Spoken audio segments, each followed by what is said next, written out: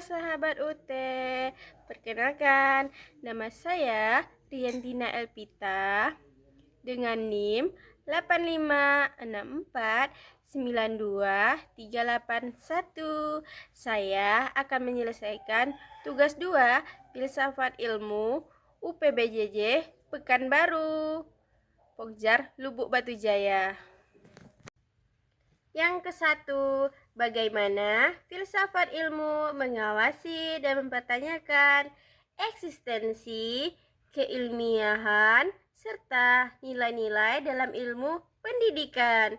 Filsafat ilmu berperan sebagai landasan kritis dalam ilmu pendidikan dengan cara mengkaji 3 aspek utama, yaitu yang pertama, ontologi, mempertanyakan apa hakikat pendidikan itu, objek yang dipelajari, serta realitas dalam dunia pendidikan.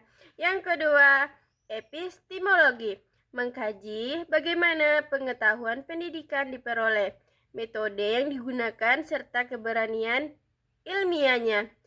Yang ketiga, aksiologi, yaitu menilai manfaat dan nilai-nilai yang terkandung dalam pendidikan seperti etika, moral, dan tujuan pendidikan itu sendiri. Dengan demikian, filsafat ilmu memastikan bahwa ilmu pendidikan tidak hanya benar secara ilmiah, tetapi juga bermakna dan bernilai. Yang kedua, bagaimana pendidikan yang bermakna dan bernilai turut memperkuatkan perkenalan filsafat ilmu. Pendidikan yang bermakna dan bernilai akan menghasilkan praktik pendidikan yang tidak hanya fokus pada transfer ilmu, tapi juga memperbentukkan karakter dan pemikiran kritis. Hal ini memperkuat filsafat ilmu karena mendorong refleksi terhadap tujuan pendidikan. Yang kedua, mengembangkan pemikiran kritis terhadap teori dan praktik pendidikan. Yang ketiga, menjadikan pendidikan sebagai sarana pembentukan manusia yang utuh atau intelektual dan moral, sehingga pendidikan menjadi ruang aktualisasi dari konsep-konsep filsafat ilmu. Yang ketiga, mengapa filsafat ilmu disebut sebagai pisau analisis atau ontologi, epistemologi, aksiologi dalam membeda persoalan pendidikan. Filsafat ilmu disebut sebagai pisau analisis karena digunakan untuk mengkaji masalah pendidikan secara mendalam melalui 3 pendekatan. Yang pertama yaitu ontologi, menganalisis hakikat masalah atau misalnya apa itu pelajar. Yang kedua, epistemologi, mengkaji cara memperoleh solusi atau metode pembelajaran yang tepat.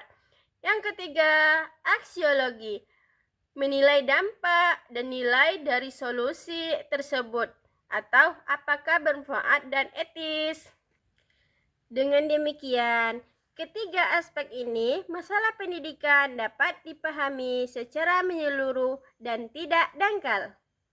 Yang keempat atau yang terakhir yaitu contoh konkret penerapan filsafat ilmu dalam praktik pendidikan, yaitu contoh penerapannya dapat dilihat dalam, yaitu yang pertama, kebijakan kurikulum, menyusun kurikulum mempertimbangkan nilai atau aksiologi, isi materi atau ontologi, dan cara penyampaian atau epistemologi.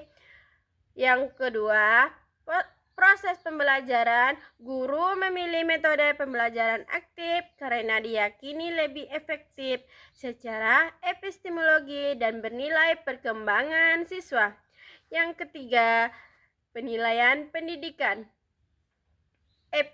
Evaluasi tidak hanya mengukur kognitif, tetapi juga juga sikap dan keterampilan sebagaimana bagian dari nilai pendidikan.